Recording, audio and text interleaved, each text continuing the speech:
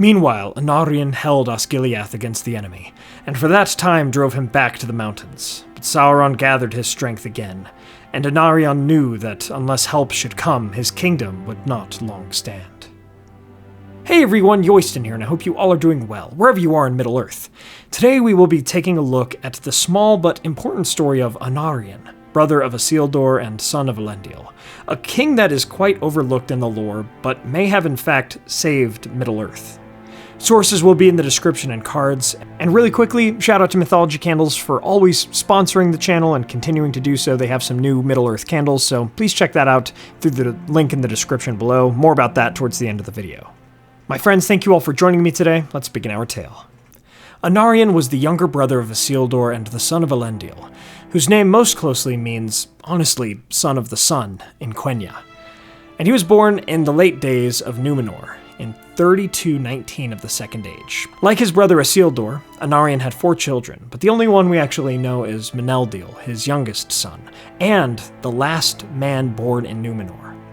Anárion loved his kin and most closely followed his brother Isildur, as together, during the downfall of Númenor in 3319 of the Second Age, again, Anárion was then 100, the 2 ships under his command joined together with the 3 ships of Isildur, landing in southern Middle-earth, and not like the 4 ships of his father Elendil that landed in the north, after they were all separated by a storm. Anárion and his brother would follow the Anduin upward, just like their joined heir Aragorn would thousands of years later with corsair ships to the fields of Pelennor. And Isildur and Anárion came to the realm that would be their combined kingdom, Gondor. Thematically, Anárion was to the sun as Isildur was to the moon, and indeed they continued this trend all throughout their realm, for Anárion had the city of Minas Anor, the Tower of the Sun, built in the west, and Isildur had Minas Ithil created, the Tower of the Moon, in the east. At least this is how it's translated in Sindarin. While Isildur was the elder, and had saved a sapling of the White Tree and brought the Stone of Erech to Middle-earth and so forth, the 2 brothers were kings together, and would jointly rule Gondor, though it still fell under the command of the High King, their father Elendil. Now, rather than ruling at a distance from one another, one in the west and one in the east, they built Osgiliath together upon Anduin in the center of their realm. Keeping that theme alive, this was the citadel of the stars, meeting between the sinking sun and the rising moon, between the White Mountains and the Mountains of Shadow, once again upon the river Anduin. They set their thrones there, side by side. Now, why do I say Anárion saved Middle-earth? Well, about 100 years after landing in Middle-earth, just more than that, in 3429 of the Second Age, Sauron, their enemy from Númenor, returned suddenly. His forces emerged from Mordor and laid siege to Minas Ithil, destroying Isildur's young White Tree. But once more, the king of Gondor saved a sapling and would keep it for some years. With his fortress taken and his forces scattered, Isildur had no option but to go north and rally his father and the elves and dwarves that might join them, and any others as well. Now, if anyone watching has ever played a real-time strategy game here, they know how rough a position this is. One king of Gondor is gone, his fortress has fallen. You are Anárion, the last king of Gondor, you have no allies nearby, and in fact, the allies you do have, that aren't close, also need time to prepare their forces. Years, in fact. All you can do, all they need you to do, is simply hold the line. And Gondor, well, Gondor never flees nor cowers in the face of Sauron. They always hold the line. And so Anárion, the king that remained in the south, led the defense, not just of Gondor, but of greater western Middle-earth at large, and he did so for about 5 years, until the forces of the north arrived, and men, elves, and some dwarves fought the Battle of Dagorlad in 3434, and went on to besiege the rest of Mordor. But even then, the battle-hardened men of Gondor and their king stayed in the fight. Now, everyone sacrificed much in the War of the Last Alliance, and Anárion would too, as it seems he lost 3 of his eldest sons at some point. As we know, Meneldiel, his youngest son, is also his rightful heir.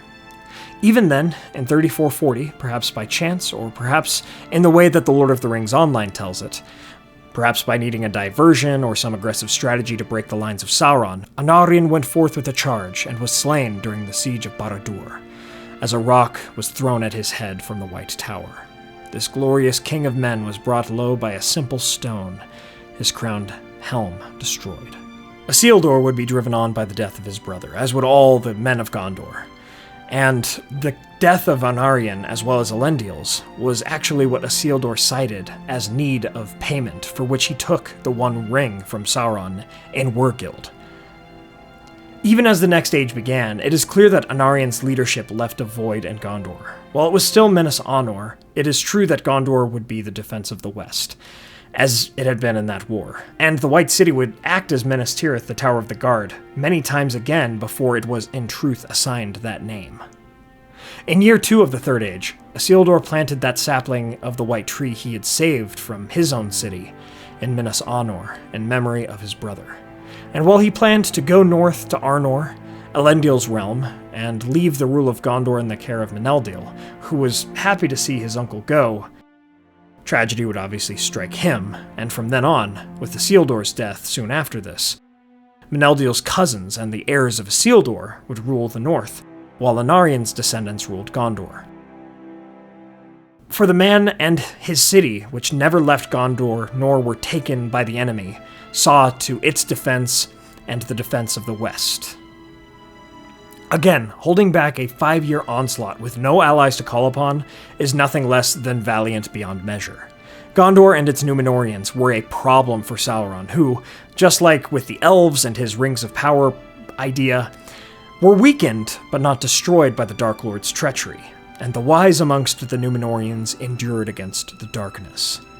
And as for 5 years, well, that is almost 4 years longer than the War of the Ring by itself, depending on how you look at the history of the Lord of the Rings. It is longer than it took for all of Khazad-dûm to fall to the Balrog. It is far longer than the entirety of the main events of The Hobbit.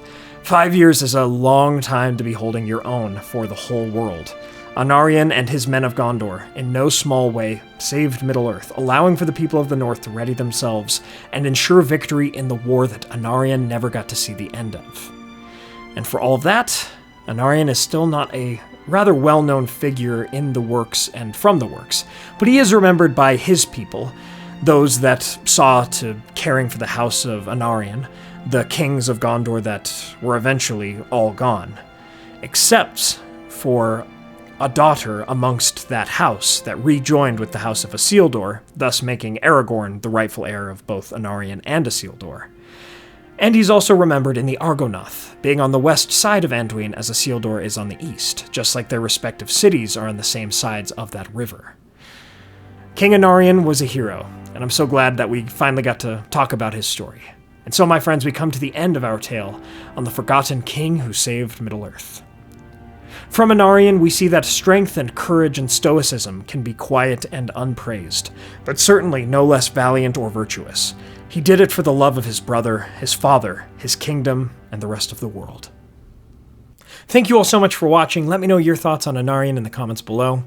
If you'd like to support the channel, again, we have that partnership with Mythologie Candles. Check out their new candles, use the link in the description below, and for 10% off of your first order, use the code MENOFTHEWEST, all caps, no spaces, for 10% off. And also check out CastleCon's Lord of the Ring replicas and use the code WEST at his checkout, and please check out our merch. Join our memberships and Patreon for access to our Discord server and our monthly podcast, another episode of which should be coming very soon. Take a look at Masters of Mythology, our second channel on myths and legends, where we post more infrequently than we do here, but still a fun time. Thanks to our Valar tier patrons and YouTube members, Joby Weasel, Ed Patterson, ComicNut64, Zoomi, Peter Sheppard, thank you all so much for continuing to support the channel. Don't forget to subscribe to join the Men of the West, and my friends, thank you all for joining me on this adventure. Until the next one.